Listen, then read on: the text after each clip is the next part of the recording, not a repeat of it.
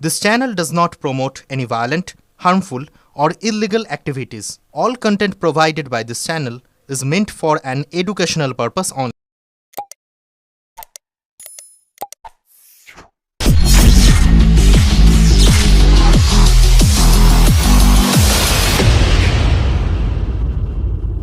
চুঁচুড়ায় সংগঠন সৃজন এক কর্মসূচিতে এসে নিজেদের মধ্যে গন্ডগোল ও হাতাহাতিতে জড়ালেন কংগ্রেস কর্মীরা। আর তার জেরেই মাঝপথেই সভা ছাড়লেন ছত্তিশগড়ের প্রাক্তন মন্ত্রী বর্তমান বিধায়ক উমেশ প্যাটেল। কংগ্রেস কর্মীদের অভিযোগ, কিছু বহিরাগত মানুষ ঢুকেই সভা বানচাল করার চেষ্টা করেছে। শুক্রবার এই কর্মসূচির মূল উদ্দেশ্য ছিল জেলা কমিটির পদাধিকারী শাখা সংগঠনের সঙ্গে কথা বলে আগামী দিনে জেলা কংগ্রেসের রূপরেখা তৈরি করা। সারা রাজ্যে 31 জন অবজারভার দিল্লি থেকে এসেছেন বিভিন্ন জেলায়। শুক্রবার চুঁচুড়া পিপুল পার্টি একটি লজে এই কর্মসূচির আয়োজন করা হয়। সেই রকমই আজকে দুপুরে কর্মসূচিতে যোগ দিতে আসেন হুগলির 1-এর অবজারভার উমেশ প্যাটেল। এদিন সভা চলাকালীন জেলা সভাপতি নির্বাচনে অংশগ্রহণ নিয়ে আলোচনা শুরু হয়। সভার মধ্যেই কংগ্রেসের দুই পক্ষের বাক বিতণ্ডা শুরু হয়ে যায়। জানা যায়, সভাপতি নির্বাচনের ফর্ম বিলি নিয়ে গন্ডগোলের সূত্রপাত হয়। পরে সেটা হাতাহাতি পর্যায়ে পৌঁছে যায়, উত্তেজনা পরিস্থিতি তৈরি হয়। সভার স্থলে বাইরে থাকা কিছু কংগ্রেস কর্মী অবজারভারকে লক্ষ্য করে নানা কটূক্তি করতে থাকে।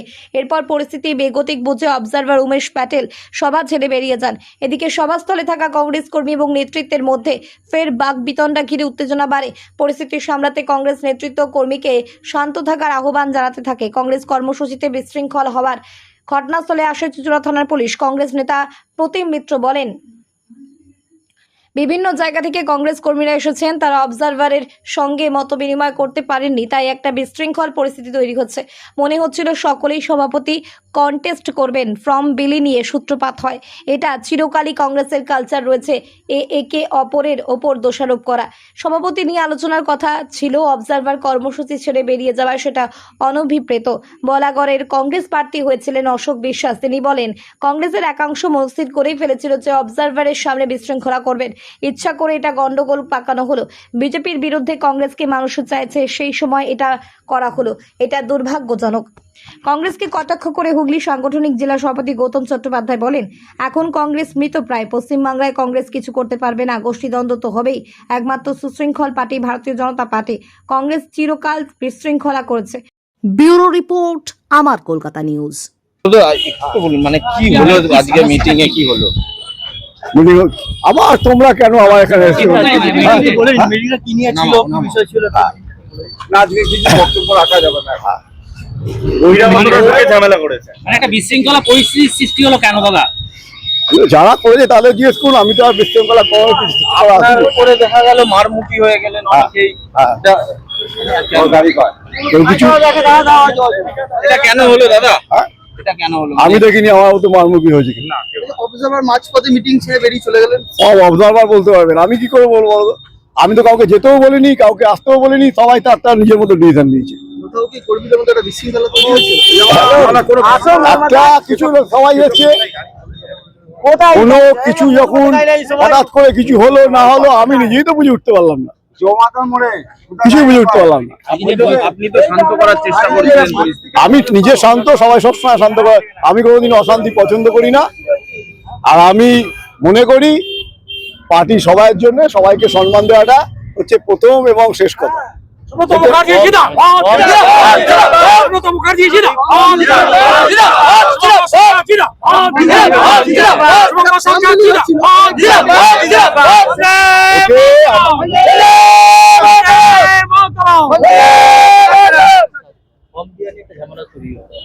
ফর্ম দেওয়া নিয়ে ঝামেলা, ফর্ম তো দেওয়া হলো, মুড়ি মুড়কি মতো দিলাম, সব ফর্ম নিয়ে চলে গেল, ফর্ম সেরে গেল।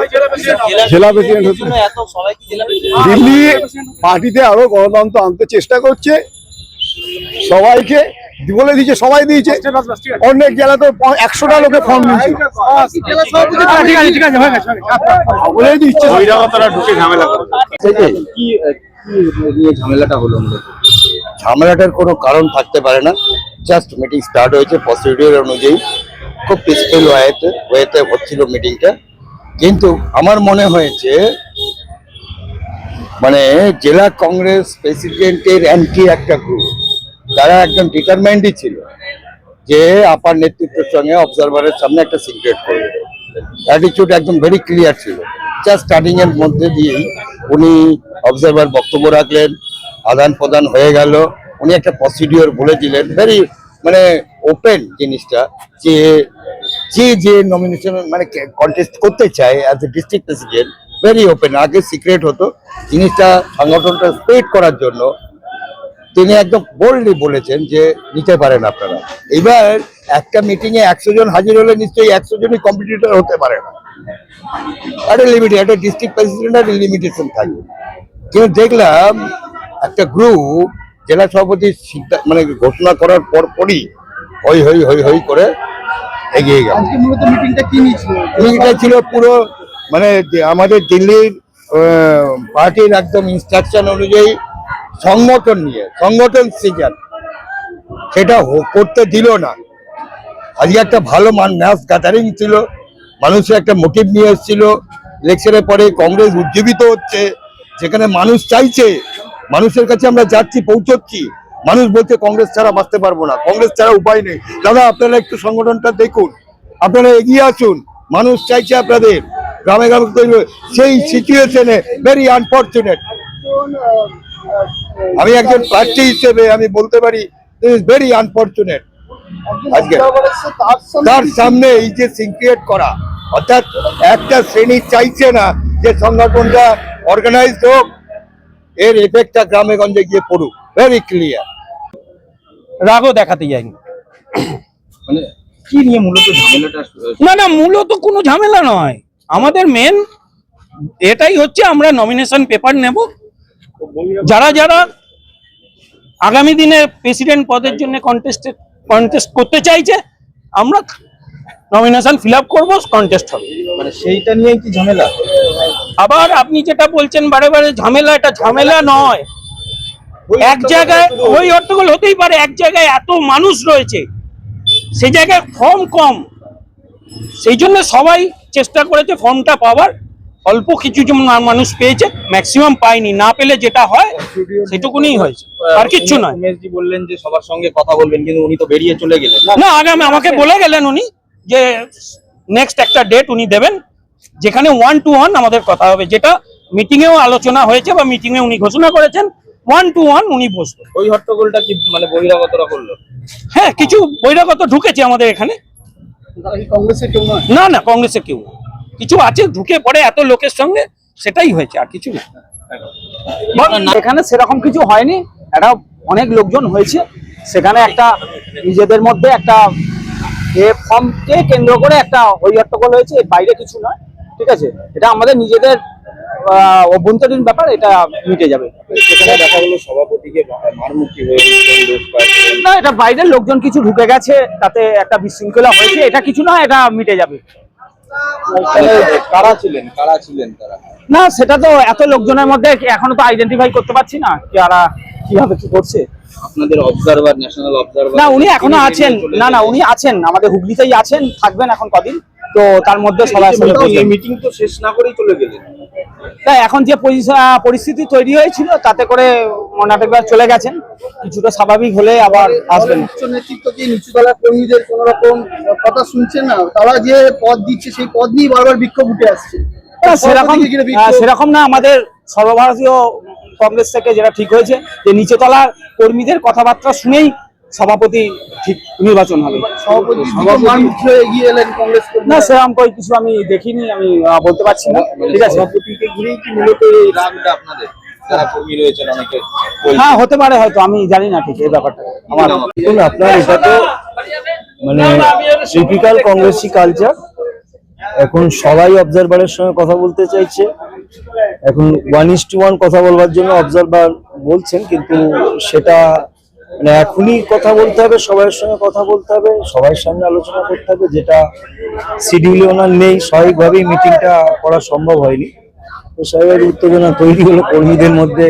দীর্ঘদিন বাদে সবাই বিভিন্ন জায়গা থেকে কর্মীরা সবাই এসেছে, মত বিনিময় করতে পারিনি অবজারভারের সঙ্গে। কথা অবজারভার রিপিটেডলি বলেছে যে আমি 1:1 কথা বলবো, কিন্তু এই সিনারিও তৈরি করলে তো কথা বলা সম্ভব নয়, করার কিছু নেই। এখন দলের মধ্যে এগুলো তো পুরনো রোগ, এই রোগগুলো থেকে যাচ্ছে, এটাই হচ্ছে এখন। সভাপতিকে নিয়ে কি ক্ষোভ? সভাপতি নির্বাচন নিয়ে কি মানে সবাইকেই সভাপতি করতে হবে, যেটা মনে হলো দেখে যেন মানে সভাপতিকে নিয়ে খুব যেমন তেমন এখন সবাই মনে হয় সভাপতি কন্টেস্ট করবে, ফর্ম বিলি নিয়ে সূত্রপাত। মারমুখী হয়ে উঠলো কংগ্রেস কর্মীরা সভাপতিকে গিয়ে মারমুখী একটা মত। এই মারমুখী ঠিক না, মানে বললাম আপনার এটা তো চিরদিনেরই কংগ্রেসের টিপিক্যাল একটা কালচার, নিজেদের মধ্যে মানে আপনার হই হল্লা। অবজারভার যেহেতু বেরিয়ে গেল, এখন এ বলছে ওর জন্য বেরিয়ে গেল, ও বলছে ওর জন্য। এটা স্বাভাবিক, এটা একদম জন্মলগ্ন থেকে আছে। আমাদের সংগঠন দেখুন, এটা মনে হয় বাইরে না বলাই ভালো হবে। সংগঠন সৃজন নিয়ে আপনারাও তো কথা বলেছেন ওনার সঙ্গে, সংগঠন সৃজন নিয়ে আমাদের কেন্দ্রীয় অবজারভার এসেছে, তিনি সর্বস্তরে সবার সঙ্গে কথা বলবেন, বলে যোগ্যতম কাউকে হয়তো রেফারেন্স করবেন পরবর্তী সভাপতিটা, এই ধরনের আলোচনা হবে এবং কর্মীদের সঙ্গে কথা বলবেন, এটাই মানে শেষ কথা। কিন্তু আজকের পরিবেশটা সেটা হলো না, এই হলো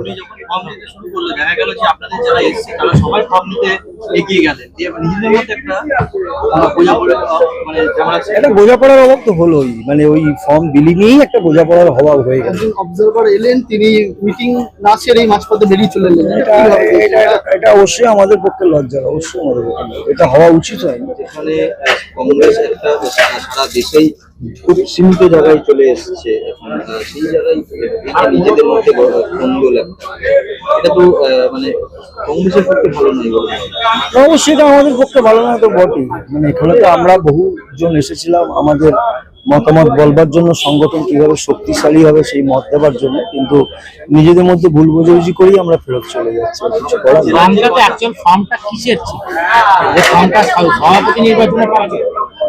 না, সভাপতি নির্বাচনের ফর্ম। উনি যেটা অবজারভার বললেন যে সভাপতি যদি কেউ আপনারা কন্টেস্ট করতে চান, আপনারা আপনাদের এই ফর্মটা ফিল আপ করে বায়োডাটা জমা করবেন, এই হচ্ছে ব্যাপার।